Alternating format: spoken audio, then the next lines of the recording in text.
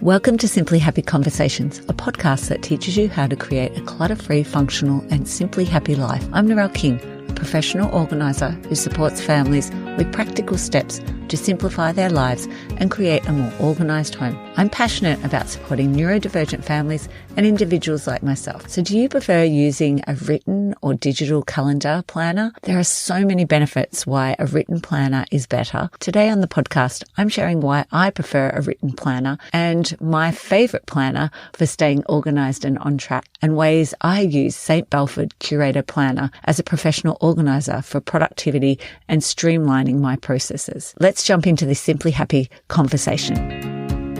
Thanks for joining me for today's solo episode. I'm sharing why I think a written planner is better and my favourite planner for staying organised and on track, and ways I use Saint Belford Curation Planner as a professional organiser for tracking my daily tasks and breaking them down, my client management and also my reflections. I've been using the Saint Belford Planner for the past 5 years. I did start with their original and it has a nice extra page for writing and notes, but I've gone down to the mini just so it's easier for me to carry everywhere. I really like how there's a monthly view at the start of the planner, and then each week is evenly spaced. So it's not like the weekend gets a smaller amount. Every day has the same amount. And I love the to-do section and the part that you can write in your calendar events. Some of the reasons why a written planner is better is, for me, number one is I feel less distracted. I find that if I'm adding tasks into my online planner, I'll get distracted. Something might beep and I'll look at it, an alert will come up and I'll get distracted and I'll forget to go back to what I was doing. I am so much better if I'm on my laptop because I don't have any of the notifications going off, but I still prefer writing in my actual planner. Studies have found that too much screen time really negatively impacts our brains. The idea of me journaling and using my phone is just adding to that problem. Definitely less distracted is one of the reasons why I prefer a written planner. I also find that when I plan out my day on paper, I let my eyes rest for a while. I definitely have found wearing glasses now that my eyes aren't so good in the morning, and definitely going onto a screen takes me a while for my eyes to adjust. So I find it's so much easier for me to write on paper, as well as it just clears my head from all the information that, you'd actually get in a mailbox and your social media feed. So just by using that paper, it actually helps my eyes focus, and just my brain is then still instead of jumping all over the place. The second reason I really like using a planner, it's better for me to remember things. I'm a kinesthetic learner as well as a visual learner. I need to write things down so that I can memorize it better. When I was studying for exams at high school and even at university, I would write all my notes out, sometimes several times. That would help me to memorize what I was studying for. I've also read that writing by hand makes you formulate your plans, and it's also stimulating a certain part of the brain cells at the base of the brain that helps to increase focus. So being an ADHD, I need as much focus as I can because my brain can jump all over the place. Number 3 is that I'm more motivated. By writing, I sort of clarify the thoughts, and it's also quite mindful when I'm writing down the things that I need to do and just checking off my calendar, and then also what I have done. That also is going to give me a bit of a dopamine hit because I get to tick it off.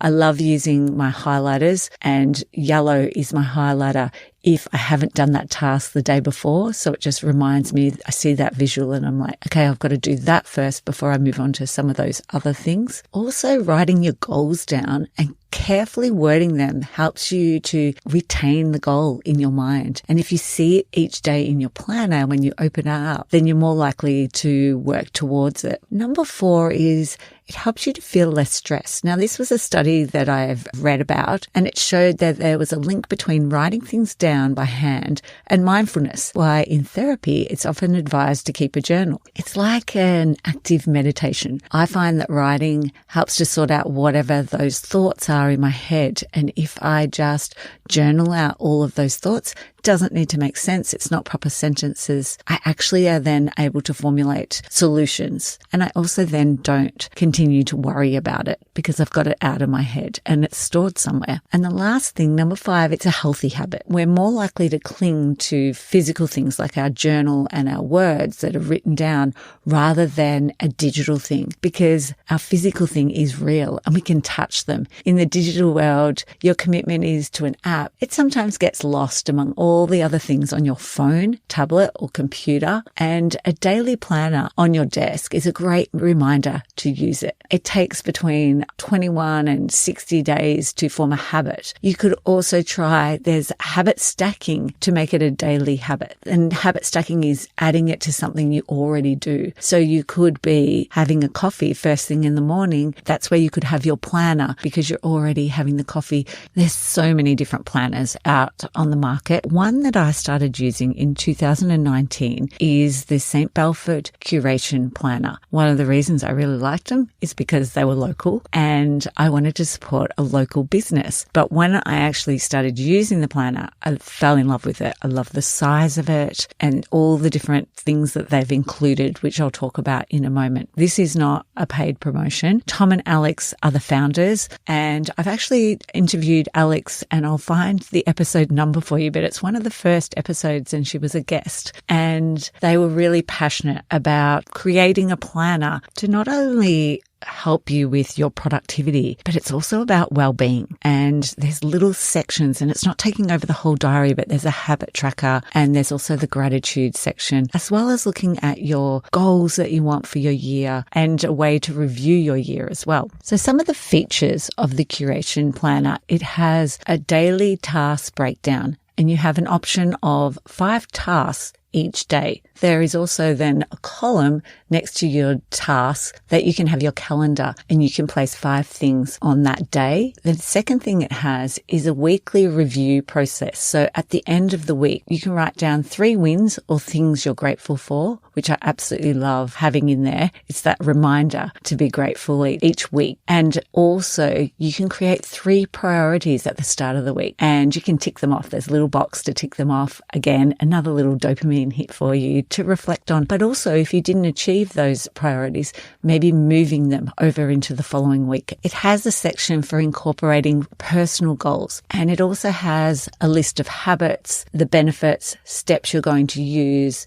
the cues to remind yourself, a bit like this habit stacking, rewards, and a checklist. There's a little habit tracker at the top of every week. For example, you might write, drink 2 liters of water, and then it has a little bubble for each day of the week. So you could colour in the ones or tick the ones that you achieve. So there's actually 5 things that you could write. So 5 lines to include 5 habits that you want to record and keep track of. There's also sections at the front and at the back for reflections at the start of the year and again at the end of the year. So you can write down your intentions, your mission, and how you're going to achieve that. And then obviously reflect on that at the end of the year. So how I use my curation planner at the start of the day with a cup of tea and breakfast, I have my curation planner and I have a look at my day. I check who the people are that I am seeing that day. And I also look at my to-do list. I'll check from the day before. If there's any that I didn't achieve, I highlight them in yellow. I also use the blue highlighter for the activities that I need to know to do with my family. I don't actually include my to-do list for my family in there. I usually use my phone for that. Generally, I will book my clients at roughly the same times, sort of 9 till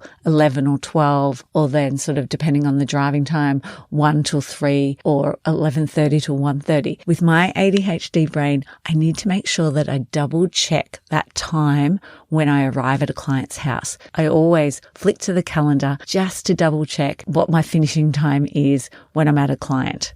So I make sure that I take this planner every day with me. I have been using a pen that rubs out. The only thing with this is if you leave it in the sun, the actual pen will disappear on the pages on the planner. So I make sure that I hide it under my seat or anywhere in my car where there's not going to be direct sun on it so that all of my writing doesn't disappear in the sun. Having the erasable pen really helps because sometimes there's changes with people's appointments and times, and this just keeps the planner nice and neat and easy still to understand. I also use the yellow highlighter with the weeks ahead to show where I have available spots. And this is great to be able to fill those spots, but also then planning in admin time. If there's a few things coming up, if I've got a few podcasts or guests that I need to do, I'll make sure that I leave those spots. Also for writing reports, I need to make sure that I have time in the morning to be able to write clients' reports. I'm not so good at writing reports at night. I've used up all my brain power by then. On a Sunday,